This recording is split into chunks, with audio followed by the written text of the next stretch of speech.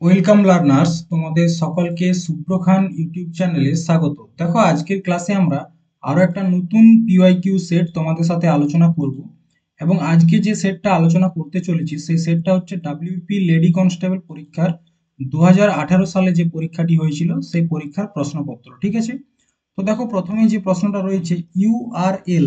ঠিক আছে, ইউআরএল এর পূর্ণরূপ কি বা ফুল ফর্ম কি? ইউআরএলটা কি? দেখো, এই প্রথমে প্রশ্নটা কম্পিউটার থেকে এসেছে। ঠিক আছে, কম্পিউটার আমরা অনেকেই খুব বেশি গ্রাহ্য করি না এই সাবজেক্টটা, কিন্তু এখান থেকেও প্রশ্ন আসে। তো ইউআরএলটা কি? দেখবে আমরা যখন ইউটিউব থেকে কোনো লিঙ্ক কপি করি সেখানে ইউআরএল লেখাটা রয়।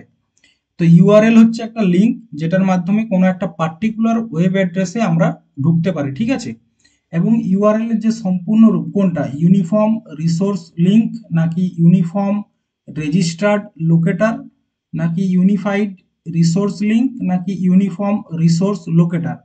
ঠিক আছে, তো ইউআরএল যে ফুল ফর্ম সেটা হচ্ছে ইউনিফর্ম রিসোর্স লোকেটার।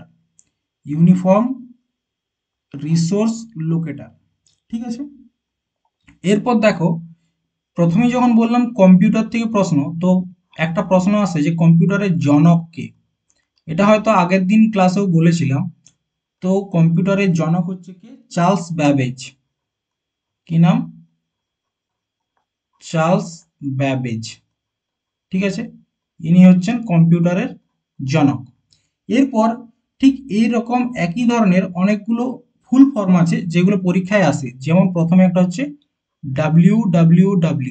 ঠিক আছে, এটা হচ্ছে ওয়ার্ল্ড ওয়াইড ওয়েব। ঠিক আছে, এবং এটাকে কে বানিয়েছিল জানো? তার নাম হচ্ছে তোমার টিম বার্নার্স লি। কি নাম? Tim Berners Lee. ঠিক আছে, তিনি এই কে বানিয়েছিলেন। এরপর আসে কি HTTP।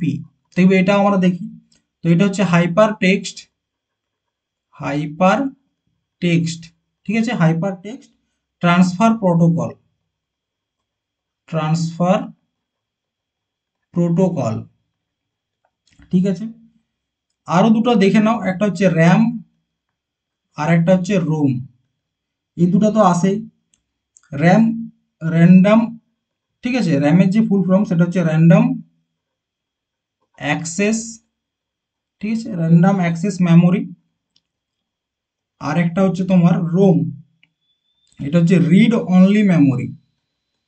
Read only memory. ঠিক আছে, এটা হচ্ছে রোম। আচ্ছা, কম্পিউটার কিসের মাধ্যমে চলে? একটা যে সফটওয়্যার থাকে সেটা হচ্ছে উইন্ডোজ। আমরা বলি না উইন্ডোজ 10, 7, 11 বা 5। তো এই যে উইন্ডোজ, এটাকে কে বানিয়েছিল? Microsoft company. ঠিক আছে, মাইক্রোসফট কোম্পানি বানিয়েছে। এবং এই উইন্ডোজকে লঞ্চ কবে করা হয়েছিল জানো? তো এই যে ডেটটা হচ্ছে 1985 সালে। এটাও কিন্তু গুরুত্বপূর্ণ প্রশ্ন, এখান থেকেও আসে। ঠিক আছে, যে উইন্ডোজকে কবে লঞ্চ করা হয়? 1985 সালে। তো এরপর পরবর্তী প্রশ্ন আমরা দেখব। ঠিক আছে, নেক্সট প্রশ্ন কি রয়েছে দেখো, দেবধর ট্রফি। প্রশ্নটা কি? দেবধর ট্রফি কোন খেলার সাথে সম্পর্কিত? দেবধর ট্রফি। অপশনগুলো দেখো, ফুটবল, ক্রিকেট, বাস্কেটবল নাকি হকি? তো দেবধর ট্রফি হচ্ছে তোমার ক্রিকেটের সাথে যুক্ত। কিসের সাথে যুক্ত? ক্রিকেটের সাথে। ক্রিকেটের সাথে যুক্ত হচ্ছে তোমার দেবধর ট্রফি। এরপর দেখো, ক্রিকেটের আরো কয়েকটা গুরুত্বপূর্ণ ট্রফি আছে যেগুলো পরীক্ষায় আসে, মানে পরীক্ষায় জিজ্ঞেস করে। প্রশ্ন কিরকম হবে, কোনো একটা ট্রফির নাম থাকে, সেই ট্রফিটা কোন খেলার সাথে যুক্ত, এরকম ভাবে প্রশ্নগুলো আসে। ঠিক আছে, তো ক্রিকেটের দেখো অনেকে হয়তো জানো, যেমন একটা হচ্ছে রঞ্জি ট্রফি। ঠিক আছে, রঞ্জি ট্রফি ক্রিকেটের। তারপর হচ্ছে সিকে নাইডু। দেখো, যেগুলো প্রায় আমরা খেলা দেখি সেগুলো তো সকলেই জানো, যেমন world cup, T20 world cup, তো সেগুলো নিয়ে আলোচনা করছি না, সেগুলো সকলেই জানো। রঞ্জি, সিকে নাইডু। ঠিক আছে, তারপর হচ্ছে বর্ডার গাভাস্কার ট্রফি এখন যেটা চলছে, border Gavaskar trophy. Border Gavaskar trophy. ঠিক আছে, আরেকটা হচ্ছে ইরানি ট্রফি। ইরানি ট্রফি, এটা হচ্ছে তোমার ক্রিকেটের। দিলীপ ট্রফি, দিলীপ ট্রফি, ঠিক আছে। তাছাড়া হচ্ছে তোমার বিজয় হাজারে ট্রফি, বিজয় হাজারে ট্রফি, ঠিক আছে। Asia cup, Asia cup. তারপর হচ্ছে অ্যাশেজ, যেটা অস্ট্রেলিয়া এবং ইংল্যান্ডের মধ্যে হয়, ঠিক আছে। এরপর দেখো এই যে ক্রিকেট, ক্রিকেট আমাদের ভারতবর্ষে অনেক জনপ্রিয়। তো ক্রিকেটকে মানে ভারতে ক্রিকেটের জনক কোথায়? ভারতে। ভারতে ক্রিকেটের জনক কাকে বলা হয়? স্যার রঞ্জিত সিং, ঠিক আছে। কাকে বলা হয়? স্যার রঞ্জিত সিংকে। কাকে? স্যার রঞ্জিত সিংকে। এটা গেল ক্রিকেটের। এরপর দেখো ফুটবল। ফুটবলের কিছু গুরুত্বপূর্ণ ট্রফি রয়েছে, যেমন একটা হচ্ছে তোমার ফিফা ওয়ার্ল্ড কাপ, ফুটবল খুব গুরুত্বপূর্ণ ফিফা। তাছাড়া রয়েছে বিসি রয় ট্রফি, বিসি রয় ট্রফি, এটাও ফুটবলের জন্য গুরুত্বপূর্ণ। আর একটা হচ্ছে কনফেডারেশন কাপ, এগুলো কিন্তু নোট করবে, ঠিক আছে। কনফেডারেশন কাপ পরীক্ষা এগুলো মানে প্রচুর পরিমাণে প্রশ্ন আসে। এরপর হচ্ছে বেগম হজরত মহল ট্রফি, বেগম হজরত মহল, হজরত মহল ট্রফি, ঠিক আছে। এটাও ফুটবলের। তাছাড়া তোমার যেমন রয়েছে Copa cup, euro cup, Copa cup, euro cup. তারপর রয়েছে তোমার ডুরান্ড কাপ, ঠিক আছে। Durand cup, Durand cup, Durand cup হচ্ছে কি জানো তো? এশিয়ার সব থেকে পুরাতন ফুটবলের যে ট্রফি সেটা হচ্ছে ডুরান্ড কাপ। সন্তোষ ট্রফি, সন্তোষ ট্রফি, সুব্রত কাপ, ঠিক আছে। এগুলো হচ্ছে তোমার ফুটবলের কিছু গুরুত্বপূর্ণ ট্রফি বা কাপ। এরপর রয়েছে বাস্কেটবল, ঠিক আছে, আর হকি। তো দেখো বাস্কেটবল সম্বন্ধে দেখবো এরপর। বাস্কেট বল, ঠিক আছে। তো বাস্কেটবলের কয়েকটা ট্রফি দেখো, যেমন বিসি গুপ্তা ট্রফি, ঠিক আছে। বিসি গুপ্তা ট্রফি, শুধুমাত্র এই ট্রফিগুলো আসে এমনটা নয়, এখানে কোন প্লেয়ার কোন খেলার সাথে যুক্ত এরকম প্রশ্নও আসে, ঠিক আছে। আর একটা হচ্ছে ফেডারেশন কাপ, ফেডারেশন কাপ। ক্রিকেটে আরো অনেক ট্রফি আছে, তো যেগুলো গুরুত্বপূর্ণ সেগুলো তোমাদেরকে লেখালাম, ঠিক আছে। এস এম অর্জুনা ট্রফি, বাস্কেটবলের আরেকটা হচ্ছে তোমার এস এম অর্জুনা ট্রফি, ঠিক আছে। আর কি রয়েছে? William Jones cup, William Jones cup, ঠিক আছে। এগুলো গেল তোমার বাস্কেটবল। আর কি বাকি রইলো? হকি, হকির গুলো নোট করে নাও। হকির কি কি রয়েছে, প্রশ্ন তো এখান থেকেও আসে। তো হকিতে হচ্ছে আগা খান কাপ, আগা খান কাপ হকির সাথে যুক্ত। তাছাড়া রঙ্গস্বামী কাপ, রঙ্গস্বামী কাপ, ঠিক আছে। ধ্যানচাঁদ ট্রফি, এটা তো আশা করি না পড়েও করতে পারবে, ধ্যানচাঁদ ট্রফি, ঠিক আছে। তারপর হচ্ছে সুলতান আজলান শাহ কাপ, সুলতান আজলান শাহ কাপ, ঠিক আছে। Next Scindia gold cup, Scindia gold cup কিসের সাথে যুক্ত? হকির সাথে যুক্ত। বেগম রসুল ট্রফি, কি নাম? বেগম রসুল ট্রফি, ঠিক আছে। এটা হকির সাথে যুক্ত। Wellington cup, Wellington cup. Lady Ratan Tata cup, lady Ratan Tata cup, ঠিক আছে। তো দেখো ফুটবলের সাথে যেগুলো ছিল বললাম ফিফা, বিসি রয়, কনফেডারেশন কাপ, ঠিক সেরকম বাস্কেটবল, হকি এবং ক্রিকেট, এই চারটারেই বলে দিয়েছি। এবং পরবর্তী প্রশ্নতে আরো যখন এরকম ধরনের প্রশ্ন আসবে অন্যান্য খেলার কাপও তোমাদেরকে বলে দেব। নেক্সট, গৌতম বুদ্ধ মহাপ্রয়াণ কোন স্থানে অবস্থান করেছিলেন? মানে গৌতম বুদ্ধ যখন তার জীবন ত্যাগ করেছিলেন তখন তিনি কোথায় ছিলেন? ঠিক আছে, প্রশ্নটার অর্থ হচ্ছে এটা। এরপর দেখো গৌতম বুদ্ধ কে? গৌতম বুদ্ধ হচ্ছে বৌদ্ধ ধর্মের প্রবর্তক যাকে বলে, ঠিক আছে। এবং তাছাড়া গৌতম বুদ্ধ তার জীবনে কিসের জন্য বিখ্যাত? তিনি সবসময় যে শান্তি, সেই শান্তিকে এগিয়ে নিয়ে গেছেন, ঠিক আছে। তার কাছে মেন হচ্ছে জ্ঞান লাভ বা মোক্ষ প্রাপ্তি, এবং তার সাথে হচ্ছে আমাদের পৃথিবীর উপর শান্তি আনা। এটা হচ্ছে গৌতম বুদ্ধের মূল যে লক্ষ্য সেইটা, ঠিক আছে। তো দেখো গৌতম বুদ্ধের যে মহাপ্রয়াণ, মহাপ্রয়াণ বলতে কি বোঝায়? পরলোক গমন, ঠিক আছে। পরলোক, পরলোক গমন মানে দেহত্যাগকে বলা হয়েছে মহাপ্রয়াণ। কোথায়? কুশীনগর, কটক, লুম্বিনী নাকি বৈশালী? প্রথমত উত্তরটা দেখে নাও, সেটা হচ্ছে কুশীনগর। এখানে তিনি তার জীবন ত্যাগ করেছিলেন কোথায়? ইউপির কুশীনগরে, ঠিক আছে। এরপর দেখো গৌতম বুদ্ধ সম্বন্ধে কয়েকটা গুরুত্বপূর্ণ পয়েন্ট যেগুলো পরীক্ষায় আসে। প্রথমত হচ্ছে তিনি জন্মগ্রহণ কবে করেন? তিনি জন্মগ্রহণ করেছিলেন 563 বিসিতে, 563 বিসি। কোথায় জন্মগ্রহণ করেছিলেন? সেটা হচ্ছে নেপালের কাছে, ঠিক আছে। নেপালে কপিল বস্তুর কাছে, পুরোটা নোট করবে, কপিল বস্তুর কাছে একটা জায়গা আছে, তার নাম হচ্ছে লুম্বিনী গ্রাম, ঠিক আছে। লুম্বিনী গ্রামে এখানে তিনি জন্মগ্রহণ করেছিলেন, ঠিক আছে। এরপর জন্মগ্রহণের সময় তার নাম কি ছিল শৈশবকালে? সিদ্ধার্থ, ঠিক আছে, সিদ্ধার্থ। তিনি তার 29 বছর বয়সে, তার যখন 29 বছর বয়স, 29 বছর বয়স, তখন তিনি কি করলেন? গৃহত্যাগ করলেন, গৃহত্যাগ করলেন। এই যে গৃহত্যাগের ঘটনা, এটাকে কি বলা হয়? এটাকে বলা হয় মহাভিনিষ্ক্রমণ। কি বলা হয়? মহাভিনিষ্ক্রমণ, ঠিক আছে।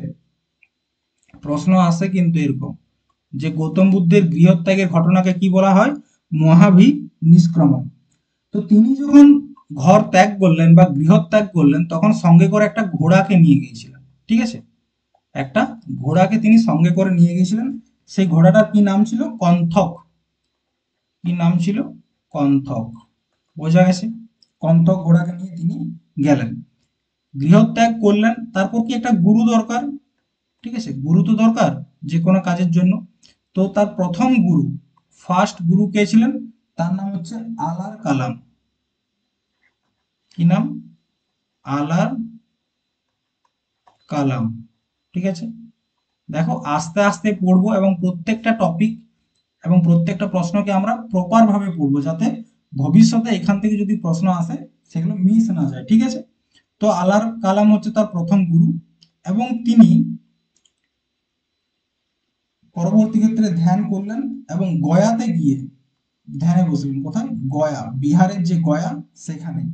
সেখানে নিরঞ্জনা নদীর তীরে, নিরঞ্জনা, ঠিক আছে, নিরঞ্জনা নদীর তীরে ধ্যানে বসলেন, এবং প্রায় 46 দিন ধ্যান করার পর তিনি জ্ঞান লাভ করলেন, ঠিক আছে। কি করলেন? জ্ঞান লাভ করলেন।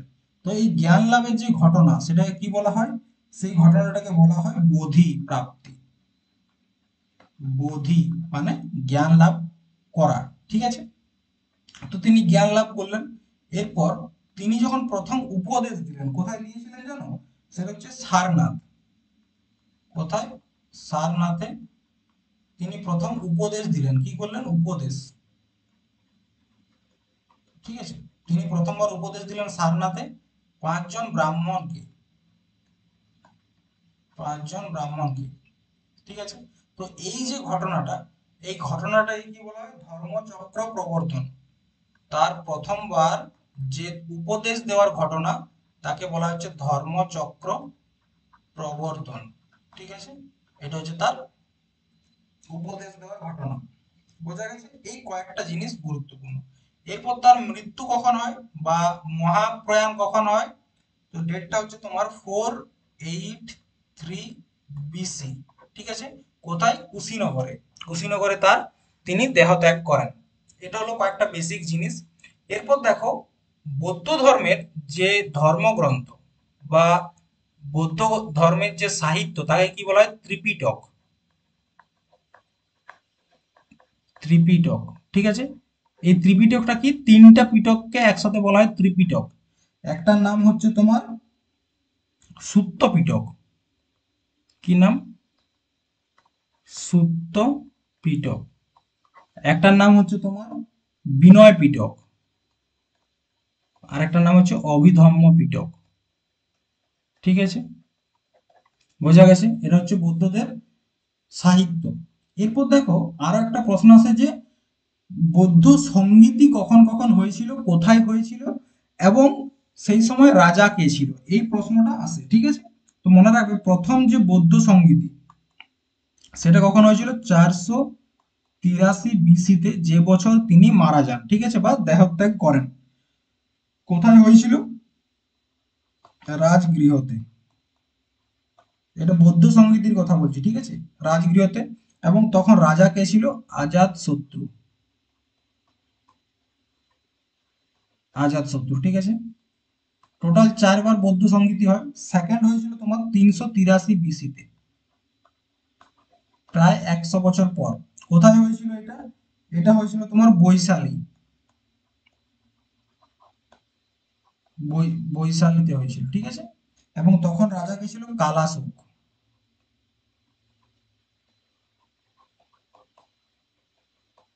কালাশোক, ঠিক আছে।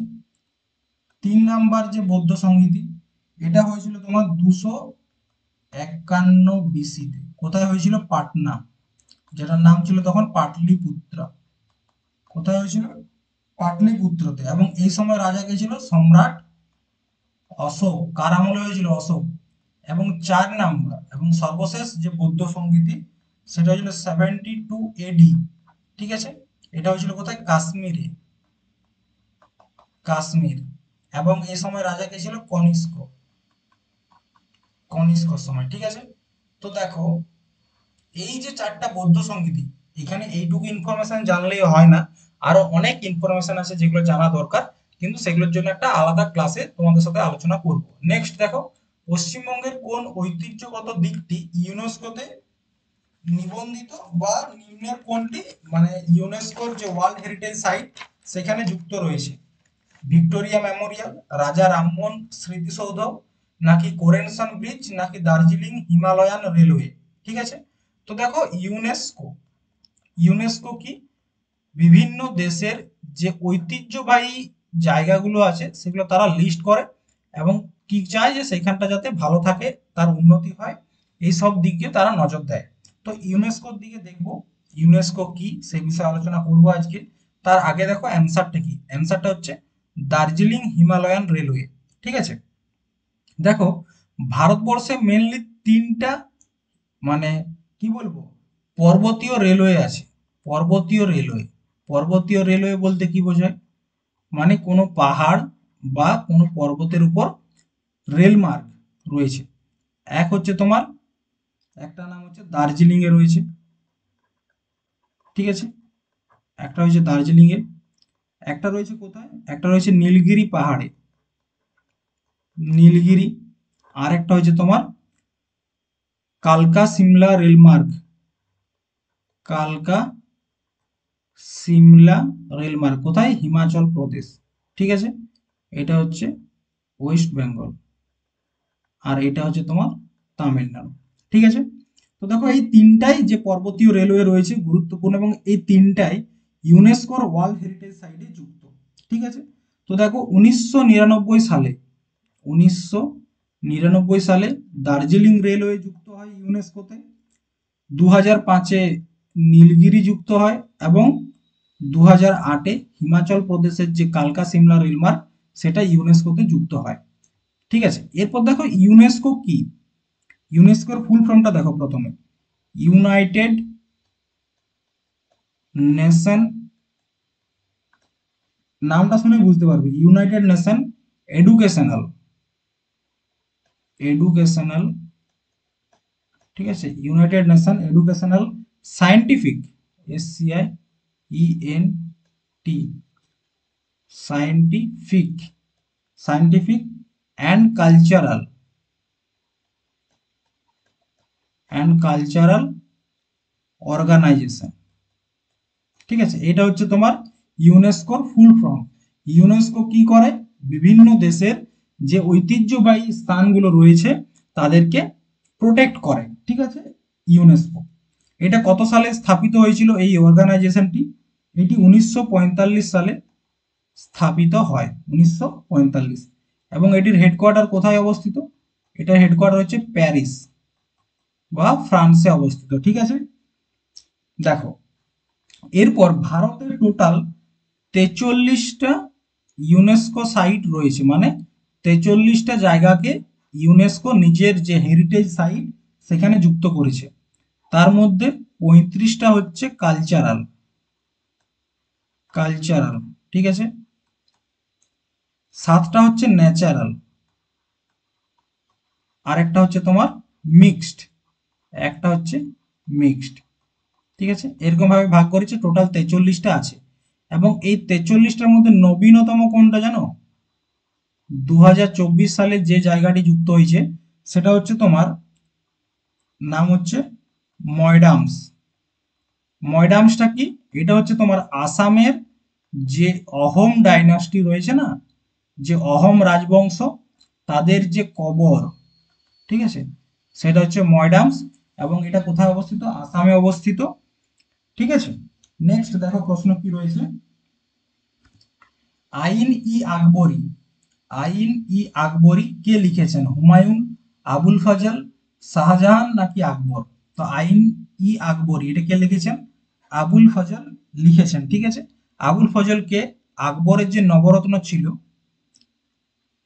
ঠিক আছে, আকবরের যে নবরত্ন ছিল না, নবরত্ন,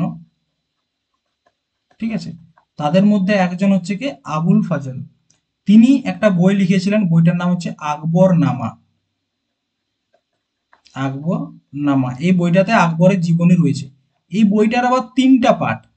প্রথম পার্টে আকবরের জীবন সংগ্রাম নিয়ে আলোচনা করা হয়েছে, জীবন সংগ্রাম নিয়ে আলোচনা করা হয়েছে। সেকেন্ড পার্টে কি আলোচনা করা হয়েছে? আকবরের যে রাজত্ব সেটা নিয়ে আলোচনা করা হয়েছে। এবং থার্ড যে পার্ট, তার নাম রয়েছে আইন ই আকবরী।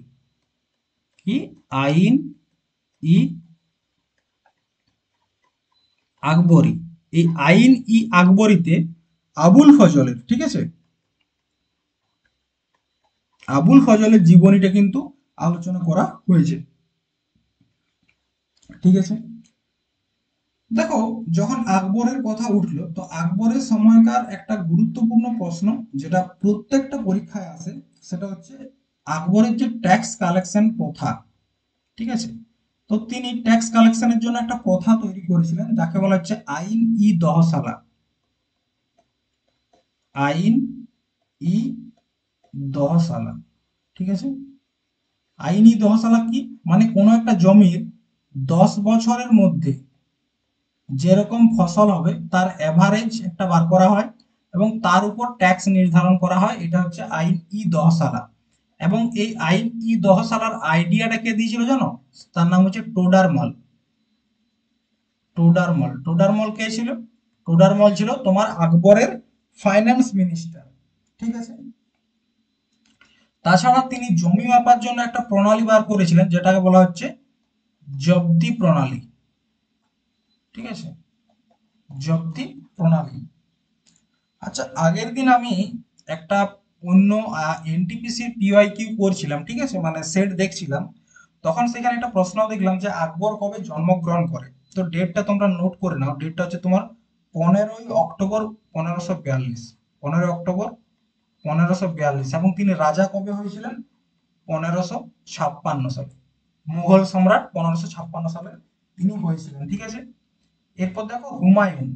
হুমায়ুনেরও একটা জীবনী রয়েছে, তার নাম হচ্ছে হুমায়ুন নামা। ঠিক আছে, হুমায়ুন নামা। এই বইটা কে লিখেছিলেন? গুলবদন বেগম। গুলবদন বেগম। এটা একটু নোট করে রাখবে, পরীক্ষায় আসে। ঠিক আছে, next, a passage to India. A passage to India বইয়ের লেখক কে? Jawaharlal Nehru, M Forster, Victor Banerjee নাকি মূল মাসানি? তো এই প্যাসেজ টু ইন্ডিয়া বইটার যে মূল থিম সেটা হচ্ছে কি, ব্রিটিশ সরকারের ধ্বংস হয়ে কিভাবে ভারত স্বাধীনতা পেল সেই বিষয়ে লেখা রয়েছে, এবং বইটার লেখক হচ্ছে এম ফস্টার। কে? M Forster. ঠিক আছে। এরপর দেখো জওহরলাল নেহরুর কয়েকটা বই গুরুত্বপূর্ণ, সেগুলো একটু তোমরা নোট করে নাও আমার সাথে সাথে। সেটা হচ্ছে কি, একটা হচ্ছে the Discovery of India, the Discovery of India, the Discovery of India. ঠিক আছে, একটা বই। আরেকটা হচ্ছে লেটার্স ফ্রম, এই এই পড়াটা একটা, এটা একটা পড়া ছিল কোনো একটা ক্লাসে 6 7 বা কোনো সময়। ঠিক আছে, letters from a father to his daughter. ঠিক আছে, letter from a father to his daughter. আরেকটা হচ্ছে glimpse of world history, glimpse of world history. এই তিনটা বই যদি তোমরা মনে রাখতে পারো জওহরলাল নেহরুর, এখান থেকে প্রশ্ন পাবে। নেক্সট, রান্নার গ্যাসে প্রধান উপাদান কোনটি? রান্নার গ্যাসে তরল বিউটেন ও আইসোবিউটেন, হাইড্রোজেন ও অ্যাসিটিলিন, ইথিলিন ও কার্বন মনোক্সাইড নাকি মিথেন এবং ইথিন? রান্নার গ্যাস যে এলপিজি গ্যাস রয়েছে না, সেখানে কি ব্যবহার করা হয় জানো? সেখানে ব্যবহার করা হয় বিউটেন। কি ব্যবহার করা হয়? বিউটেন ব্যবহার করা হয়। তাহলে কি অপশন এ হচ্ছে সঠিক উত্তর। নেক্সট, কেরালার উপকূল ভাগ কি নামে পরিচিত? দেখো এই প্রশ্নটা অত্যন্ত গুরুত্বপূর্ণ। মালাবার উপকূল, উৎকল উপকূল নাকি করমণ্ডল উপকূল নাকি কোঙ্কণ উপকূল? এখান থেকে প্রশ্ন অনেকবার এসেছে, আর অনেকে ভুল করেও এসেছে। তো তোমরা যাতে ভুল না করো তার জন্য কি করবে জানো, এই যে ছবিটা এখন আঁকছি, এই ছবিটা তোমরা মন দিয়ে দেখবে। ঠিক আছে, এটা ভারতের যে দক্ষিণ দিক, সেই দক্ষিণ দিক। ঠিক আছে, তো এখানটা হচ্ছে গুজরাট, এটা হচ্ছে ধরো মহারাষ্ট্র, মহারাষ্ট্র পর হচ্ছে গোয়া, তারপর হচ্ছে কর্ণাটক, কেরালা, তামিলনাড়ু, অন্ধ্রপ্রদেশ, উড়িষ্যা, ওয়েস্ট বেঙ্গল। ঠিক আছে, তো এরকম ভাবে জায়গাগুলো একটু নোট করে নাও। এরপর দেখো আমাদের তিন দিকটায়, দক্ষিণ ভারতের তিন দিকটায় সমুদ্র দ্বারা বেষ্টিত। এদিকে রয়েছে কি আরব সাগর, ঠিক আছে, এখানে রয়েছে কি হিন্দ মহাসাগর, আর এইখানে কি রয়েছে, এইখানে রয়েছে তোমার বে অফ বেঙ্গল। ঠিক আছে, এরপর দেখো তিনটা নদী সম্বন্ধে তোমাদেরকে জানতে হবে। মহারাষ্ট্র থেকে একটা গুরুত্বপূর্ণ নদী, সেটা কি হয়েছে, তার নাম হচ্ছে গোদাবরী। কি নাম? গোদাবরী, বয়ে গেছে। উড়িষ্যার একটা প্রধান নদী, তার নাম হচ্ছে মহানদী, এটাও মনে রাখতে হবে। আরেকটা হচ্ছে স্বর্ণরেখা নদী। ঠিক আছে, স্বর্ণরেখা নদী। তো দেখো আমরা দক্ষিণ ভারতকে মোটামুটি একটা ভাগে ভাগ করলাম। ঠিক আছে, এরপর দেখো আমরা দেখবো কি কোন জায়গাটায় কি বলে। দেখো এই যে একদম উপরের প্রান্ত দেখতে পাচ্ছ না গুজরাটে, এই জায়গাটাকে বলা হচ্ছে কচ্ছের তট, কচ্ছের তট। ঠিক আছে, গুজরাট হয়ে গেল। দেখো মহারাষ্ট্র এবং গুজরাটের মাঝে একটা জায়গা রয়েছে, এই জায়গাটাকে কি বলা হয় জানো? এই জায়গাটাকে বলা হয় কাকরাপার তট। কি বলা হয়?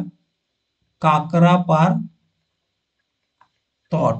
ঠিক আছে, এরপর দেখো মহারাষ্ট্র থেকে গোয়া, মহারাষ্ট্র থেকে গোয়া, এই যে জায়গাটা, এই জায়গাটাকে বলা হচ্ছে কোঙ্কণ তট।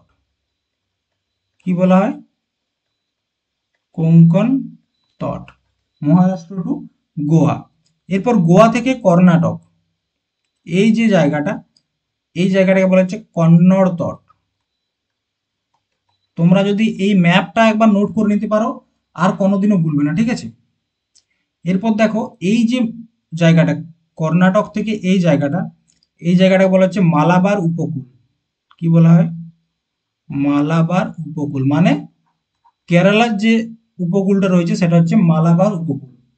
তাহলে কেরালার কি?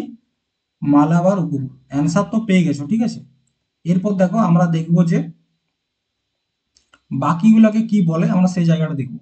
এরপর দেখো এই যে জায়গাটা, তামিলনাড়ু থেকে অন্ধ্রপ্রদেশ। ঠিক আছে, তামিলনাড়ুতে এই গ্রিন জায়গাটা, এইখানটাকে বলা হচ্ছে তোমার কি বলা হয়, করমণ্ডল উপকূল। করমণ্ডল উপকূল, ঠিক আছে। এবং অন্ধ্রপ্রদেশ ও এই যে মহানদী এবং গোদাবরীর মাঝের যে জায়গাটা, এই জায়গাটাকে বলা হচ্ছে তোমার উত্তরী সরকার তট। উত্তরী সরকার তট, ঠিক আছে। এবং মহানদী ও স্বর্ণরেখা, এই দুটা মাঝের যে জায়গা, এইখানটাকে বলা হচ্ছে উৎকল তট। তো দেখো এই ম্যাপটা যদি তোমরা আবার মনে রাখো, তাহলে কোনোদিনও তোমরা ভুলবে না। কচ্ছের তট গুজরাট, তারপর এখানে মাঝের জায়গাটা হচ্ছে কাকরাপাড় তট, মুম্বাই থেকে গোয়া কোঙ্কন তট, গোয়া টু কর্ণাটক কন্নড় তট, কর্ণাটক টু তামিলনাড়ু মানে কেরালা সহ মালাবার তট, তামিলনাড়ু থেকে অন্ধ্রপ্রদেশ করমণ্ডল, গোদাবরী থেকে মহানদী উত্তরী সরকার, মহানদী থেকে স্বর্ণরেখা উৎকল তট। এই হচ্ছে মেন ব্যাপার। এরপর দেখো মালাবার উপকূল, যেটা কেরালাতে রয়েছে, ঠিক আছে। এখানে একটা পোর্ট রয়েছে, তার নাম হচ্ছে কোচি পোর্ট। এটা কি বলা হয়, আরব সাগরের রানী। আরব সাগরের রানী, ঠিক আছে। নেক্সট দেখো, নিচের কোন উপাদানটি পৃথিবীর ভূত্বকে সব থেকে বেশি পাওয়া যায়? তামা, নাকি লোহা, নাকি অ্যালুমিনিয়াম, নাকি জিঙ্ক? পৃথিবীর ভূত্বকে যেটা সব থেকে বেশি পাওয়া যায় সেটা হচ্ছে অ্যালুমিনিয়াম। তার কারণ কি, দেখো এইটা হচ্ছে ধরো আমাদের পৃথিবী, গোল তো নয়, জিওড। তো এই জিনিসটাকে ধরো আমরা এরকম ভাবে কাটলাম, ঠিক আছে। দেখবে সেই একটা আছে না শিয়াল, সীমা আর নিফে। শিয়াল এই যে উপরের জায়গাটা, এটাকে বলা হচ্ছে শিয়াল, এটাকে বলা হচ্ছে সীমা, আর এটাকে বলা হয় নিফে। তার মানে কি, এই যে উপরের ত্বক, এটাকে বলা হচ্ছে পৃথিবীর ভূত্বক। এখানে কি পাওয়া যায়, সিলিকন পাওয়া যায়, ঠিক আছে। আর কি পাওয়া যায়, অ্যালুমিনিয়াম পাওয়া যায়, অ্যালুমিনিয়াম পাওয়া যায়।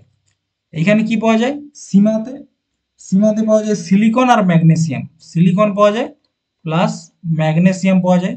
আর এখানে নিকেল ও আয়রন, নিকেল প্লাস আয়রন, ঠিক আছে। তাহলে ভূত্বকে কি পাওয়া যায়, অ্যালুমিনিয়াম পাওয়া যায় আর সিলিকন পাওয়া যায়, ঠিক আছে।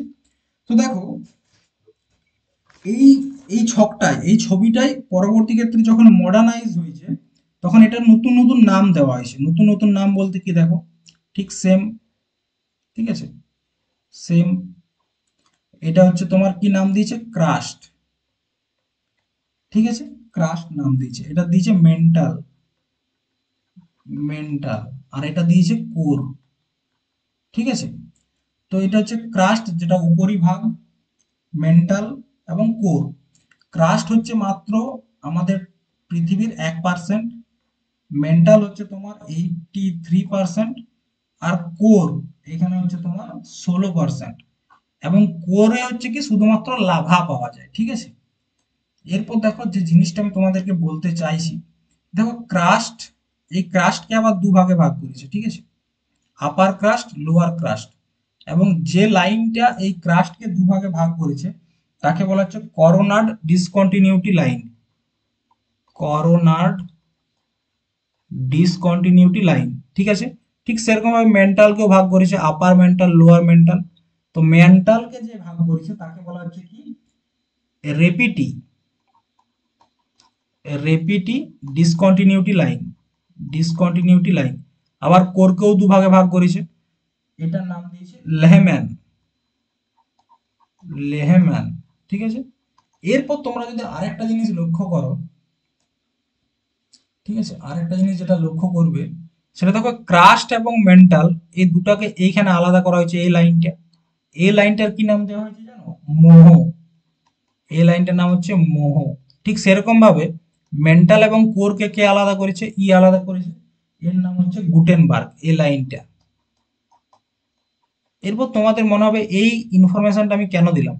পরীক্ষাতে যেমন এখান থেকে প্রশ্ন আসে, ঠিক এরকম ভাবে এখানেও প্রশ্ন আসে যে ক্রাস্টকে আপার ক্রাস্ট এবং লোয়ার ক্রাস্ট হিসাবে যে ভেঙেছে যে লাইনটা, তার নাম কি, করোনার ডিসকন্টিনিউটি লাইন। ঠিক সেরকম ভাবে ক্রাস্ট এবং মেন্টালকে কে আলাদা করে, সেটা হচ্ছে মোহ। আচ্ছা তোমরা বলো, আমাদের পৃথিবীর ডেনসিটি কত, ঠিক আছে। মনে রাখবে পৃথিবীর যে ডেনসিটি সেটা হচ্ছে অ্যাপ্রক্স কত 5.5 গ্রাম পার সেমি কিউব। ঠিক আছে, এটা হচ্ছে পৃথিবীর ডেনসিটি। নেক্সট, বিধবা পুনর্বিবাহ আইন।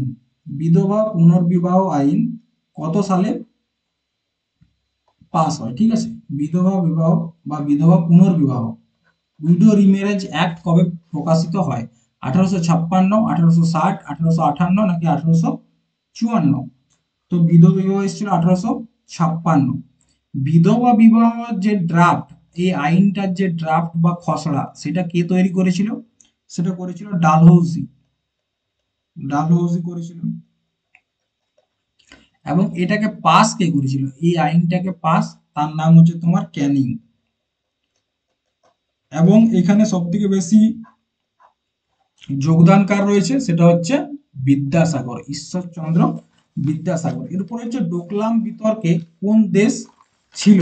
ডোকলাম বিতর্কটা মানে কোন কোন দেশের মধ্যে হয়েছে? ভারত নেপাল, ভারত ভুটান, ভারত চীন নাকি ভারত পাকিস্তান? তো ডোকলাম বিবাদ হচ্ছে তোমার ভারত এবং চীনের মধ্যে একটা বিবাদ। কেন দেখো, তার জন্য কিন্তু ম্যাপ, ভূগোল পড়তে গেলে ম্যাপ ছাড়া ভূগোল পড়া অসম্ভব। ঠিক আছে, আর এগুলো সব ভূগোলের প্রশ্ন। এখানে হচ্ছে নেপাল, এটা হচ্ছে আমাদের সিকিম, এইখানটা হচ্ছে ভুটান, তারপর চলে এলো। ঠিক আছে, এটা হচ্ছে আমাদের উত্তর ভারতের ম্যাপটা, বোঝা গেছে? তো এখানে হচ্ছে কি ইন্ডিয়া, এইটা হচ্ছে ভুটান, আর এর উপর কে রয়েছে? চায়না। ঠিক আছে, তো এই যে ডোকলাম বিবাদ, এটা মেনলি কিন্তু চায়না এবং ভুটানের মধ্যে। কারণটা কি? ভুটানের এরকম জায়গায় একটা জায়গা রয়েছে যার নাম হচ্ছে ডোকলাম। ডোকলাম, ঠিক আছে। তো চায়না কি বলছে, এই যে ডোকলাম জায়গাটা রয়েছে, চায়না বলছে আমাদের বটে, আর ভুটান বলছে না আমাদের বটে। এরপর যেহেতু ভুটান সম্পূর্ণরূপে কার উপর টেকে থাকে? ভারতের উপর। ভারতের উপর একদম সম্পূর্ণরূপে ডিপেন্ডেন্ট। তো সেই সময় ভুটান ভারতকে বলে, ভারত যেমন ভুটানের নিজস্ব কোনো সেনা নেই, ইন্ডিয়ার সেনায় ভুটানের সেনা হিসাবে কাজ করে। তো তখন ইন্ডিয়ার সেনা গেল এবং চায়নার সাথে ঝামেলা হলো এবং চায়নাকে কি করতে হলো? এই জায়গাটা থেকে পিছনে হাঁটতে হলো। তো এই যে জায়গাটাকে নিয়ে বিবাদটা ভুটান এবং চায়নার মধ্যে, সেখানে যেহেতু ভুটান ইন্ডিয়ার উপর ডিপেন্ডেন্ট, তার জন্য এই বিবাদটাকে ধরা হয় ইন্ডিয়া এবং চায়নার বিবাদ। ঠিক আছে, ডোকলাম বিবাদ হচ্ছে এইটা, একটা জায়গাকে নিয়ে দুটা দেশের মধ্যে ঝামেলা। ঠিক সেরকম ভাবে ভারত এবং নেপালের মধ্যেও একটা ঝামেলা রয়েছে। ঠিক আছে, তার জন্য আরেকবার ম্যাপটা দেখো। ঠিক আছে, তো এইটা দেখো, এইখান দিয়ে একটা আমাদের যে উত্তরাখণ্ড, এইখানটা দিয়ে একটা নদী বয়ে যায়। ঠিক আছে, যে নদীটা উত্তরাখণ্ড এবং নেপালের মধ্যে বর্ডার করে, সেই নদীটার নাম হচ্ছে কালী নদী। ঠিক আছে, কালী নদী। তো নদী তো কোনো সময় একই পথে চলে না, মাঝে মধ্যে এদিকে ঢুকে যায়, আবার কখনো এদিকে ঢুকে যায়। ঠিক আছে, তো এইখানেও একটা বিবাদ আছে। একবার কি হয়েছে, নদীটা আমাদের উত্তরাখণ্ডের ভিতর দিয়ে চলে গেছে। ঠিক আছে, কোনো যেতেই পারে। তখন নেপাল বলছে কি না, এই জায়গাটা হচ্ছে আমাদের। তো সেই নিয়ে ইন্ডিয়া এবং নেপাল, এই দুটো দেশের মধ্যে একটা বিবাদ হয়েছিল, সেটা হচ্ছে কালা পানি বিবাদ। ঠিক আছে, নেক্সট দেখো, ডিভি কুরিয়ান ড্যাশের সাথে সম্পর্কিত? ডিভি কুরিয়ান হাঁস মুরগির খামার, দুগ্ধজাত পণ্য, অর্থনৈতিক সংস্কার নাকি পারমাণবিক শক্তি? তো ডিভি কুরিয়ান কিসের সাথে যুক্ত? তিনি হচ্ছেন যে ডায়েরি প্রোডাক্ট বা দুগ্ধজাত দ্রব্য তার সাথে যুক্ত। এই ডিভি কুরিয়ান একটা অপারেশন চালিয়েছিল, যার অপারেশনটার নাম হচ্ছে অপারেশন ফ্লাড। কি? Operation flood. ঠিক আছে, কত সালে হয়েছিল? 1970। ঠিক আছে, এই অপারেশন ফ্লাডকে কি বলা হয় জানো? সেটাকে বলা হচ্ছে শ্বেত বিপ্লব। মানে কি? যাতে প্রচুর পরিমাণে দুধ উৎপাদন হয় তার জন্য একটা প্রচেষ্টা, সেটাকে বলা হচ্ছে অপারেশন ফ্লাড। এবং ডিভি কুরিয়ান এটাকে চালু করেছিল। তার জন্য ডিভি কুরিয়ানকে, ঠিক আছে, তার জন্য ডিভি কুরিয়ানকে ভারতে কি বলা হয়? শ্বেত বিপ্লবের জনক। শ্বেত বিপ্লবের জনক কাকে বলা হয়? ডিভি কুরিয়ানকে। ঠিক আছে, এই শ্বেত বিপ্লব নিয়ে একটা সিনেমাও তৈরি হয়েছিল, ঠিক আছে, মুভি। সিনেমাটার কি নাম জানো? সিনেমাটার নাম হচ্ছে মন্থন। সিনেমাটার নাম হচ্ছে মন্থন। ঠিক আছে, ডিবি কুরিয়ানকে কি বলা হয়? শ্বেত বিপ্লবের জনক। সেরকম নীল বিপ্লবটা কি দেখো? নীল বিপ্লব কিসের সাথে যুক্ত? মাছ চাষের সাথে যুক্ত। ঠিক আছে, নীল বিপ্লব। নীল বিপ্লবের জনককে ডক্টর অরূপ কৃষ্ণান। অরূপ কৃষ্ণান। গোলাপি বিপ্লব কিসের সাথে যুক্ত? চিংড়ি মাছ চাষের সাথে যুক্ত। চিংড়ি মাছ, ঠিক আছে। এবং এটার যদি বলা হয় জনককে, হীরালাল চৌধুরী। হীরালাল চৌধুরী, ঠিক আছে। এরপর সবথেকে গুরুত্বপূর্ণ হচ্ছে সবুজ বিপ্লব। সেটা কি? সবুজ বিপ্লব। ঠিক আছে, দেখবে এখান থেকে প্রচুর প্রশ্ন আসে। কত সালে হয়েছিল? 1960 সালে। বিশ্বে সবুজ বিপ্লবের জনক কাকে বলা হয়? বিশ্বে সবুজ বিপ্লবের জনক বলা হয় doctor Norman বোরলগকে। Doctor Norman Borlaug, তাকে কি বলা হয় বিশ্বে সে সবুজ বিপ্লবের জনক। কিন্তু ভারতে কাকে বলা হয়? ভারতে বলা হচ্ছে তোমার M S Swaminathan. M S Swaminathan. আচ্ছা, এম এস স্বামীনাথন কত সালে ভারতরত্ন পুরস্কার পায়? তোমরা একটু কমেন্ট করে জানাও তো। ঠিক আছে, সবুজ বিপ্লবটা কিসের জন্য হয়েছিল? গম চাষের জন্য। ঠিক আছে, গম চাষের জন্য সবুজ বিপ্লব হয়, যাতে প্রচুর পরিমাণে গম উৎপাদন হয় তার কারণে। এবং এই উৎপাদন বৃদ্ধির জন্য যে বীজটা ব্যবহার করা হয়েছিল, ঠিক আছে, গমের, সেগুলোর নাম কি? একটা নাম হচ্ছে জয়া, ঠিক আছে, একটার নাম হচ্ছে P20, NP20, ঠিক আছে, আর একটার নাম হচ্ছে তোমার সোনোরা 64। কি নাম? সোনোরা 64। এই বীজগুলো ব্যবহার করা হয়েছিল। নেক্সট, ওয়ার্ল্ড ট্রেড অর্গানাইজেশন এর সদর দপ্তর কোথায়? ওয়ার্ল্ড ট্রেড অর্গানাইজেশনের সদর দপ্তর কোথায়? জার্মানি, সুইজারল্যান্ড, চীন নাকি স্পেন? তো WTO, world trade organisation, WTO এর হেডকোয়ার্টার হচ্ছে তোমার সুইজারল্যান্ডে। ঠিক আছে, এই ডাব্লিউটিওর আগে একটা অন্য নাম ছিল, সেই নামটা হচ্ছে তোমার GATT। ঠিক আছে, জেনারেল, সম্পূর্ণ নামটা অবশ্যই মনে রাখতে হবে, general agreement. General agreement for trade and tariff. ঠিক আছে, পরবর্তী ক্ষেত্রে নাম পরিবর্তন করে ডাব্লিউটিও করা হয়। এই সংস্থাটির স্থাপনা কবে হয়েছিল জানো? সংস্থাটির স্থাপনা হয় 1 জানুয়ারি 1995। আচ্ছা, একটা কথা তোমাদেরকে বলি, যদিন ধরে তোমাদের সাথে PYQ গুলো আলোচনা করছি না, তো আমি সেখানে দেখতে পাচ্ছি যে বিভিন্ন ধরনের অর্গানাইজেশন এবং ইউনেস্কো, ঠিক আছে, এবং বুকস অ্যান্ড অথার, এই তিনটা জোন থেকে প্রচুর পরিমাণে প্রশ্ন আসছে। তো তোমরা যদি চাও এই তিনটা জোনকে একদম সেপারেট ভাবে ক্লাস করতে, যেখানে সম্পূর্ণ একদম ডিটেলসের সাথে তোমাদেরকে পড়াবো এবং তার বাইরে একটাও প্রশ্ন আসবে না, এটুকু তোমাদেরকে বলতে পারি, যে কন্টেন্ট তোমাদেরকে দেব এই টপিক নিয়ে, এর বাইরে একটাও প্রশ্ন আসবে না। তো তোমরা যদি সেরকম ক্লাস করতে চাও, কমেন্ট করে তোমাদেরকে জানাতে হবে। তোমরা যদি সবাই বলো যে হ্যাঁ করতে চাই, তাহলে অবশ্যই করাবো। ঠিক আছে, তো ডাব্লিউটিওর স্থাপনা দিবস হচ্ছে 1 জানুয়ারি 1995। হেডকোয়ার্টার কোথায় অবস্থিত এটা? হেডকোয়ার্টার হচ্ছে জেনেভা। কোথায় এটা? সুইজারল্যান্ডে। সুইজারল্যান্ডে হেডকোয়ার্টার। ঠিক আছে, এই ডাব্লিউটিওর প্রেজেন্ট হেড কে রয়েছেন? বর্তমানে এটার অধ্যক্ষ কে রয়েছেন? তার নাম হচ্ছে তোমার নাগোজি ওঙ্কা ওঙ্কাজা ইবেল। ঠিক আছে, নামটা একটু অন্যরকম, নাগোজি ও ইবেল, এরকম মনে রাখবে না, তাহলেই হবে। ঠিক আছে, নাগোজি ও ইবেল। বর্তমানে ডাব্লিউটি এর সদস্য কতজন? 164টা দেশ। এবং নবীনতম হচ্ছে কে? আফগানিস্তান। নবীনতম হচ্ছে তোমার আফগানিস্তান। ঠিক আছে, চলো নেক্সট প্রশ্ন দেখা যাক। কে বলেছে পরমাণু অবিভাজ্য? মানে পরমাণুকে ভাঙা যায় না। এটা ঠিক, পরমাণুকে ভাঙা যায় না। আমরা কি বলি, আমাদের মানব দেহের সব থেকে ক্ষুদ্রতম একক কি? কোষ। ঠিক আছে, কিন্তু তোমরা যদি কেমিস্ট্রির দিকে যাও তখন বলবে যে না, কোষ ক্ষুদ্রতম নয়, কারণ কোষ কি দিয়ে তৈরি? অ্যাটম দিয়ে তৈরি। ঠিক আছে, আর ডাল্টন যখন পরমাণু থিওরি দিয়েছিল, অ্যাটম থিওরি, তখন তিনি একটা কথা বলেছিলেন যে এই পৃথিবীর সমস্ত কিছুই অ্যাটম দিয়ে তৈরি। কি দিয়ে তৈরি? অ্যাটম দিয়ে তৈরি বা পরমাণু দ্বারা তৈরি। ঠিক আছে, তো দেখো পরমাণু অবিভাজ্য এটা কে বলেছে জানো? John Dalton.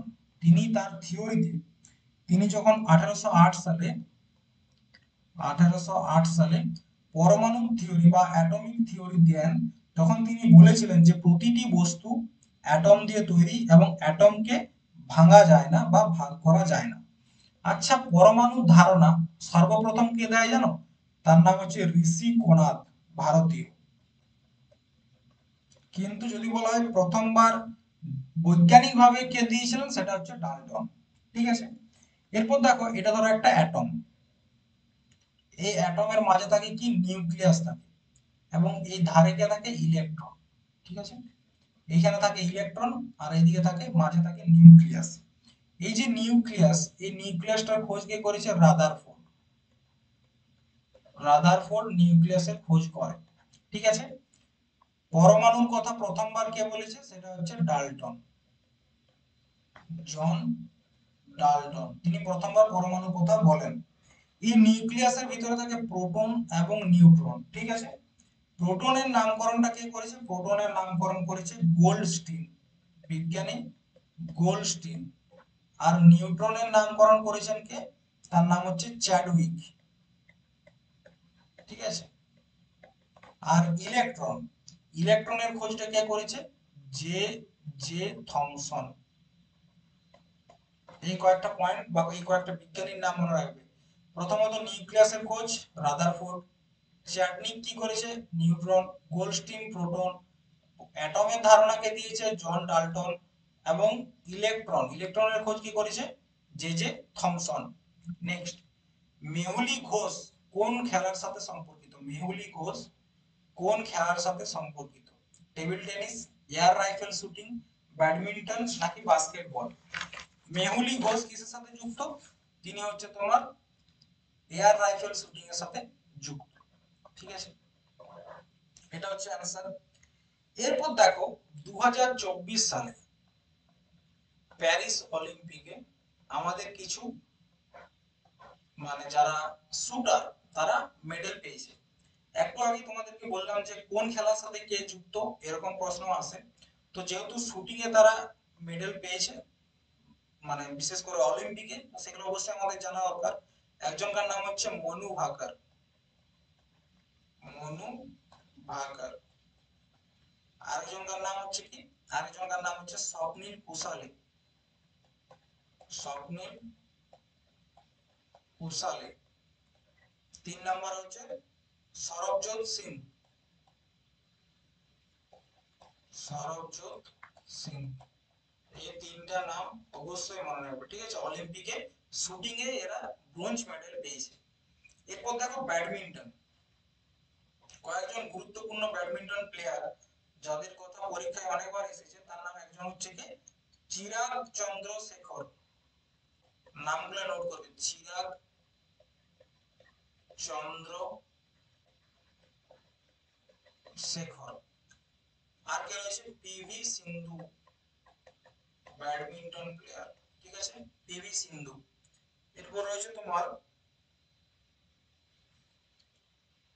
সাত্বিক সাইরাজ, সাত্বিক, সাত্বিক সাইরাজ, সাত্বিক সাইরাজ। ঠিক আছে, তাছাড়া কে রয়েছেন? সাইনা নেহওয়াল, এই নামটা ভুলে যাচ্ছি আমি, সাইনা নেহওয়াল। ঠিক আছে, লক্ষ্য, লক্ষ্য সেন, লক্ষ্য সেন, অ্যাকচুয়ালি বাঙালি ভাষায় বলতে গেলে লক্ষ্য সেন। ঠিক আছে, এই হচ্ছে কয়েকজন গুরুত্বপূর্ণ ব্যাডমিন্টন প্লেয়ার। চলো নেক্সট দেখি, কালিদাস কোন সম্রাটের দরবারে কবি ছিলেন বা দরবারি কবি ছিলেন? ঠিক আছে, কোন সম্রাটের? সমুদ্রগুপ্ত, চন্দ্রগুপ্ত মৌর্য, এটা অ্যাকচুয়ালি মৌর্য নয়, ঠিক আছে, মৌর্য, নাকি অশোক, নাকি চন্দ্রগুপ্ত দ্বিতীয়? তো দেখো, কালিদাস কালিদাস ছিলেন দ্বিতীয় চন্দ্রগুপ্ত বা চন্দ্রগুপ্ত দ্বিতীয়ের দরবারি কবি, এবং কালিদাসকে কি বলা হয়? ভারতের শেক্সপিয়ার। কালিদাসের লেখা কয়েকটি গুরুত্বপূর্ণ বই বা পুস্তক যদি ভালো ভাষায় বলা হয়, তো বইগুলো কি কি একবার নোট করে নাও। এক হচ্ছে তোমার মেঘদূত, মেঘদূত, ঠিক আছে। তারপর রয়েছে তোমার রঘুবংশম,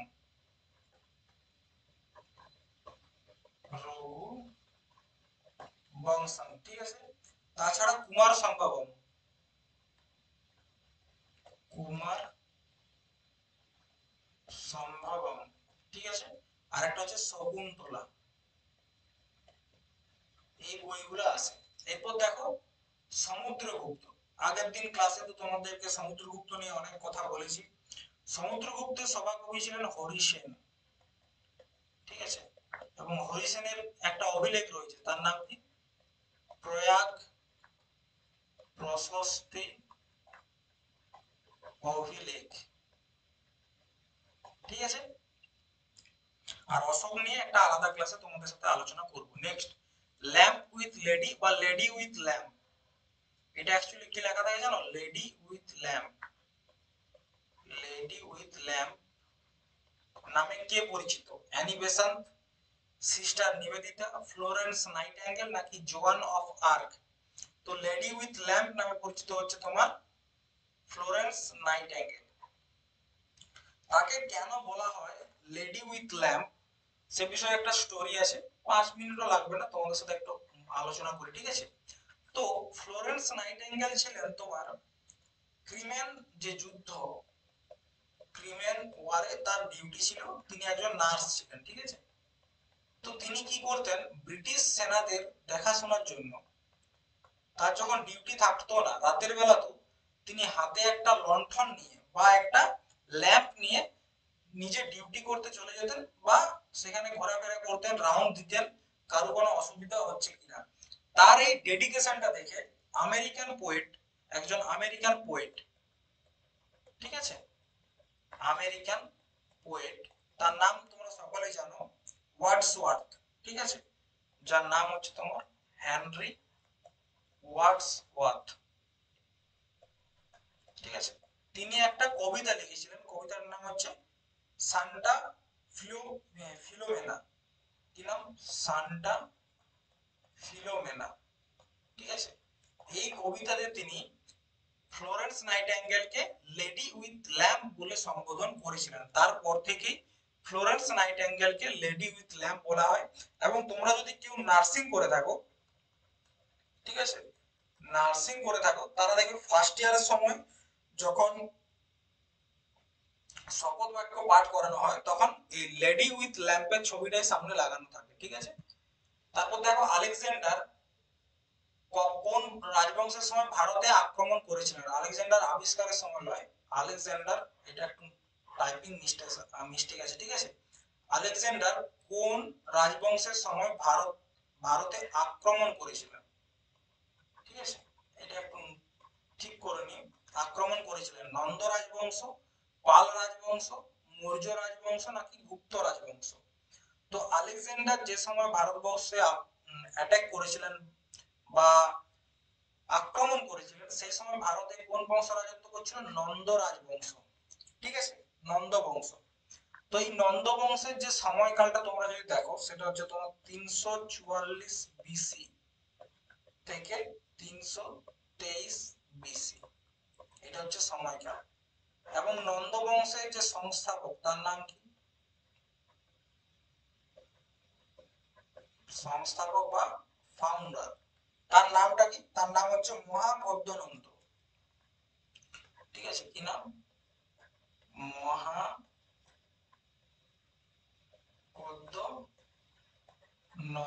ঠিক আছে, মহাপদ্মানন্দ। তার একটা নিকনেম আছে, সেটা হচ্ছে সর্বক্ষত্রান্ত।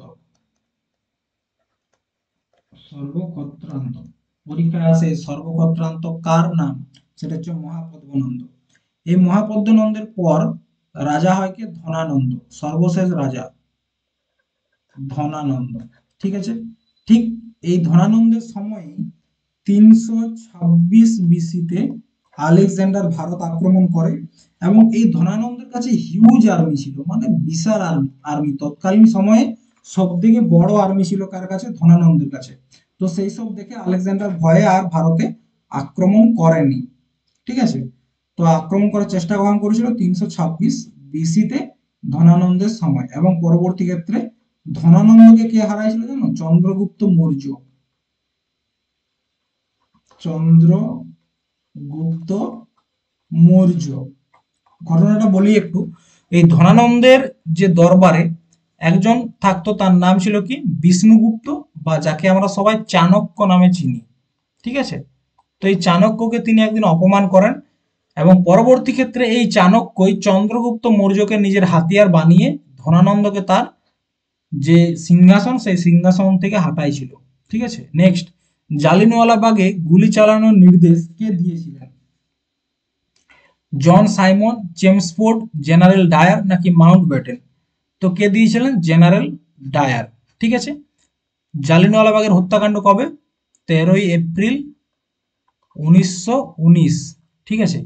13 এপ্রিল কিন্তু শিখদের জন্য খুব গুরুত্বপূর্ণ, কারণ জানো কি? এই দিনটা তারা একটা উৎসব পালন করে, উৎসবটার নাম হচ্ছে বৈশাখী। তো এই দিন জেনারেল ডায়ার গুলি চালানোর আদেশ দেয়, এবং সেখানে প্রচুর শিখ আমাদের যে ভাই তাদেরকে হত্যা করে। ঠিক আছে। এবং সেটা দেখেছিল কে? সর্দার উধম সিং। সর্দার উধম সিং, এই নামটা আশা করি এখন সবাই দেখেছো বা জানো আর কি। তিনি কি করেছিলেন পরবর্তী ক্ষেত্রে? এই সময় তিনি অনেক ছোট ছিলেন, 1919-এর সময় তিনি অনেক ছোট ছিলেন। পরবর্তী ক্ষেত্রে লন্ডনে গিয়ে নিজের হাতে গুলি করেছিলেন কাকে জানো? জেনারেল ডায়ারকে।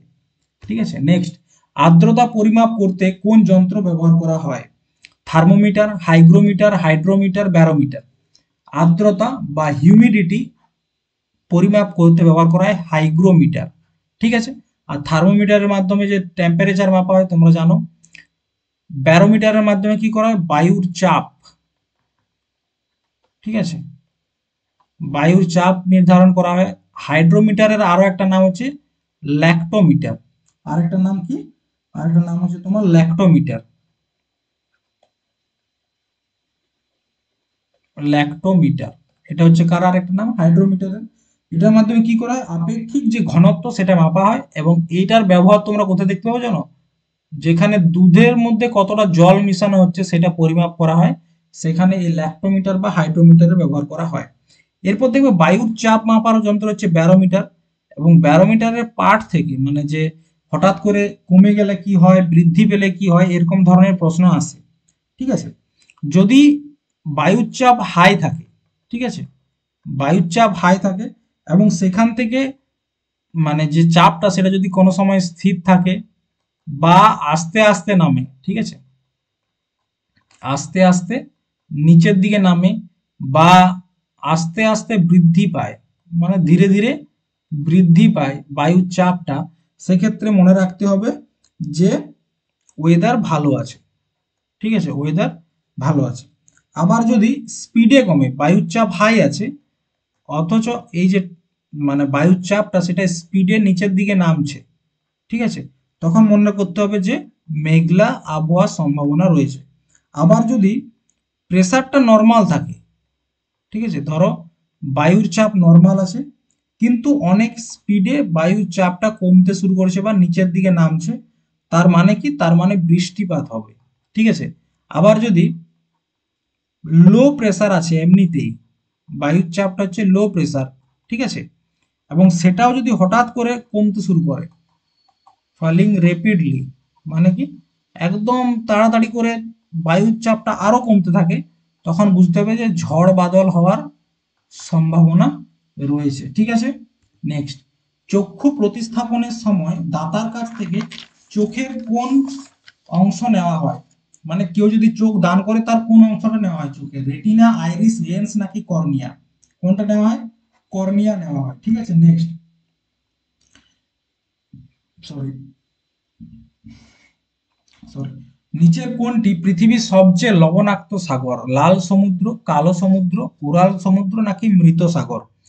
তো সব থেকে লবণাক্ত হচ্ছে মৃত সাগর।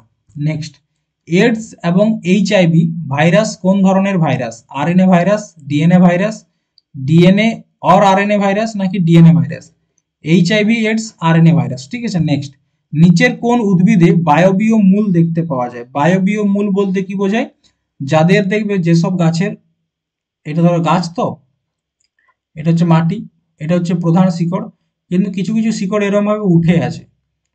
এগুলো কোথায় দেখতে পাওয়া যায় জানো? এটা হচ্ছে তোমার লবণাক্ত ভূমিতে, লবণাক্ত মাটিতে যে ধরনের গাছ হয়, ঠিক আছে, সেই জায়গায় দেখতে পাওয়া যায়। তো গরান হচ্ছে তোমার কি? ম্যানগ্রোভ অরণ্য, যেগুলোকে কি বলা হয়? ম্যানগ্রোভ।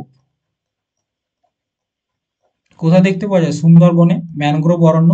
তো তাদের মধ্যে কি দেখতে পাওয়া যায়? বায়বীয় মূল, যাতে তারা বাঁচে থাকতে পারে, কারণ এইখানে মাটিটা প্রচুর পরিমাণে লবণাক্ত। ঠিক আছে, জিএসটির পূর্ণ নাম কি? Goods and sales tax, government supplementary tax, government state tax নাকি গুডস অ্যান্ড সার্ভিস ট্যাক্স? তো দেখো, জিএসটির সম্পূর্ণ নাম হচ্ছে option D, goods and service tax. ঠিক আছে, এই জিএসটি ভারতবর্ষে কবে লাগু হয়?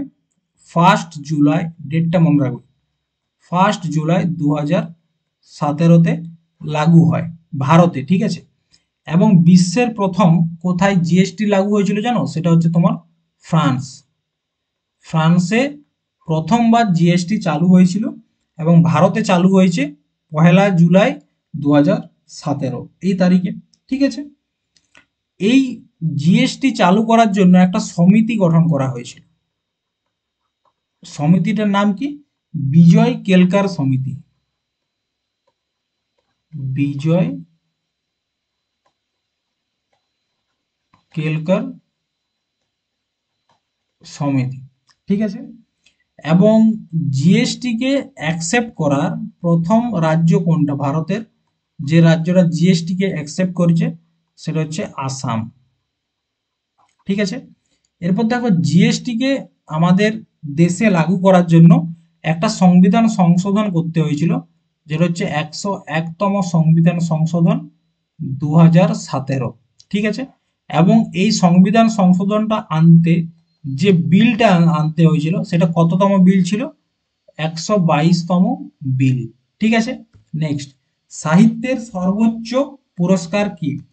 ও, এটা আজকে শেষ প্রশ্ন। দেখো, সাহিত্যের সর্বোচ্চ পুরস্কার দাদা সাহেব ফালকে, সাহিত্য একাডেমি, পদ্মভূষণ নাকি জ্ঞানপীঠ?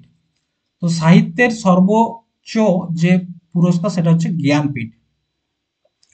তো দেখো, আমরা জ্ঞানপীঠ সম্বন্ধে কয়েকটা তথ্য দেখব, তারপর আজকের ক্লাসটা শেষ করব। যারা এখনো পর্যন্ত আমার সাথে ক্লাসটিতে যুক্ত আছো, তোমাদেরকে একটা কথাই বলবো, তোমরা যদি এরকম ভাবে প্রত্যেকদিন যুক্ত হও, আগামী দিনে তোমরা যে কোনো কম্পিটিটিভ পরীক্ষা দাও, জিকেতে কমন পাবে, এটা স্বাভাবিক। ঠিক আছে, পাবেই। তো এই যে জ্ঞানপীঠ পুরস্কার, এটা কবে স্থাপনা হয়? স্থাপনা হয় 1961 সালে। এখানে কটা ভাষাতে পুরস্কার দেওয়া হয়? টোটাল 23টা ভাষা। 23টা ভাষা। 23টা ভাষা কি? 22টা ভাষা হচ্ছে আমাদের যে 8 নাম্বার শিডিউল বা তফসিল আছে, সেখানে যে 22টা ভাষার কথা বলা হয়েছে, তার সাথে হচ্ছে ইংরেজি। ঠিক আছে, এই 23টা ভাষায় এই জ্ঞানপীঠ পুরস্কারটি দেওয়া হয়।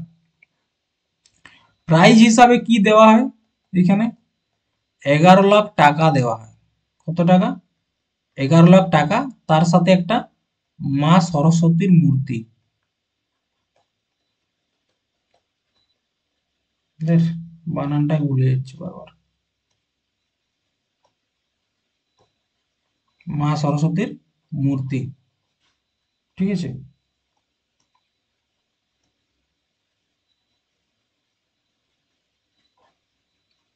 মা সরস্বতীর মূর্তি।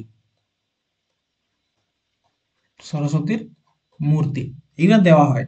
এরপর প্রথমবার যে জ্ঞানপীঠ পুরস্কার, ফার্স্ট জ্ঞানপীঠ পুরস্কার কাকে দেওয়া হয়েছিল? প্রথমত সালটা মনে রাখবে, 1965 সালে দেওয়া হয়েছিল এবং তার নাম হচ্ছে জি শঙ্কর কুরু। ঠিক আছে, জি শঙ্কর কুরু।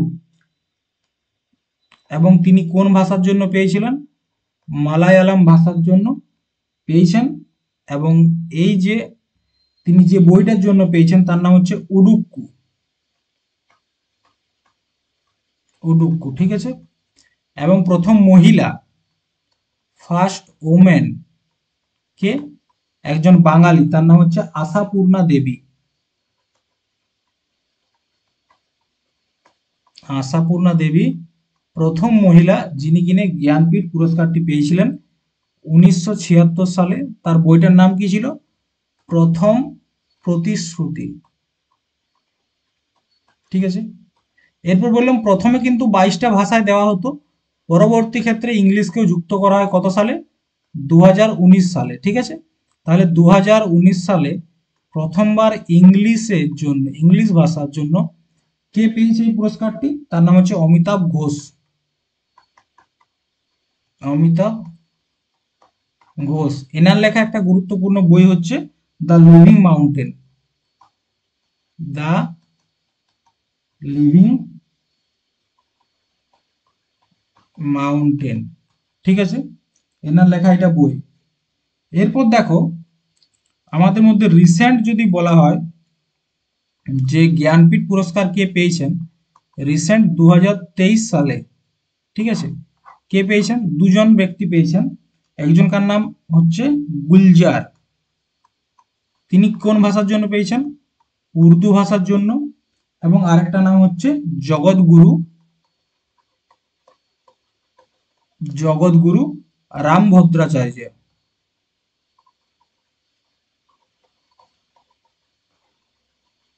ঠিক আছে, তিনি কোন ভাষার জন্য পেয়েছেন? সংস্কৃত। ঠিক আছে, এই হচ্ছে জ্ঞানপীঠ পুরস্কার। তো দেখো আজকে তোমাদের সাথে অনেকগুলো জিকে প্রশ্ন আলোচনা করেছি এবং পরের দিন ক্লাসে আরো অনেকগুলো জিকে প্রশ্ন তোমাদের সাথে আলোচনা করব।